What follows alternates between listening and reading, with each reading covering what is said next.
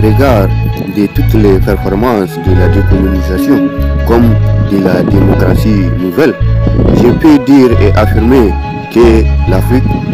ne cesse de succomber face au poids du néocolonialisme comme du mouton merdé et dévoué à l'Occident, tout comme du but que s'est fixé les chanteurs de la démocratie, du but qui consiste à conserver les acquis de la colonisation française et européenne, pour ainsi finir par parrainer une race de moutons intellectuels et démocrates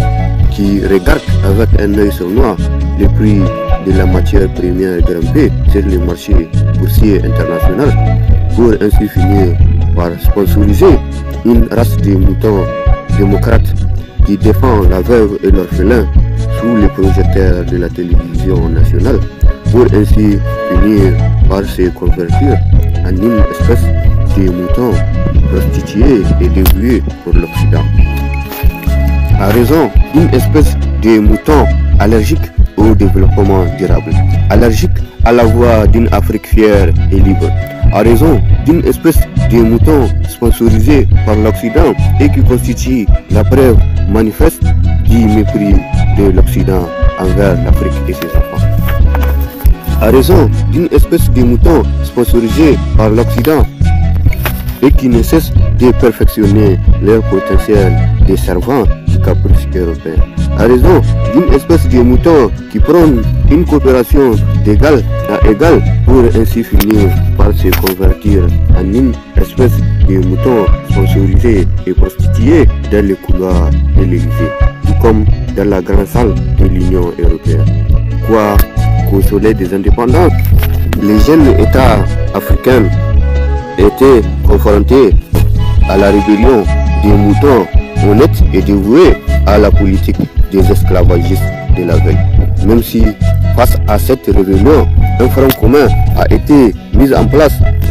la Fédération du Mali, d'une part, et d'autre part, par le Front uni et populaire de l'ex-capitale des grands empires ouest-africains, qui n'a pas hésité à dire non au général de Gaulle, non à la théorie du complot de la décolonisation française, non à la certification des acquis de la colonisation.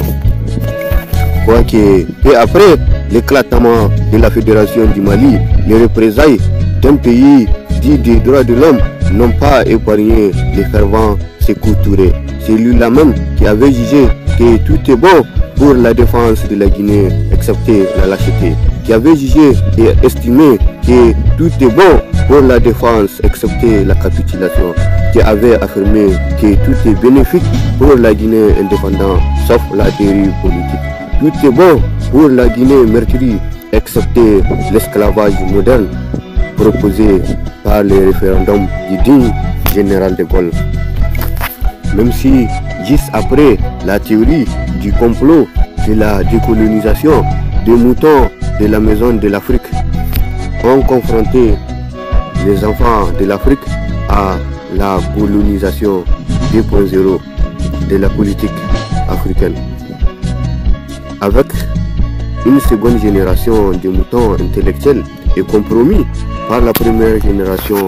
de moutons qui ont capitulé face au galon du général de Gaulle.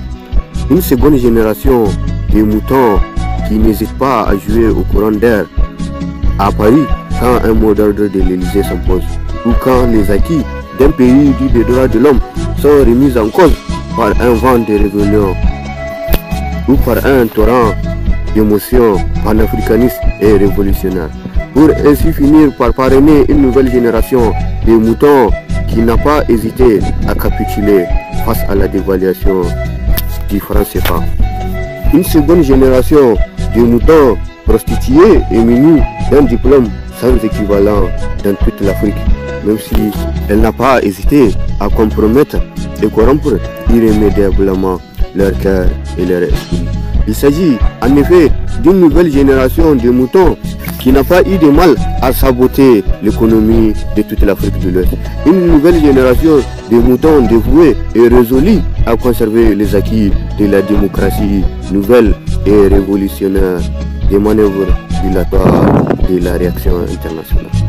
Une seconde génération de moutons politicien est engagé à bâtir un État esclave, un État dépendant du caprice occidental, un État dépendant de l'égoïsme occidental, pour ainsi finir par signer un pacte avec une colonie des rats qui squatte les égouts du Parlement africain. Une colonie des rats qui semble ne pas être favorable à la voie d'une Afrique fière et libre, qui semble ne pas être favorable à la liberté de l'Afrique conformément à la charte africaine du droit de l'homme et du peuple.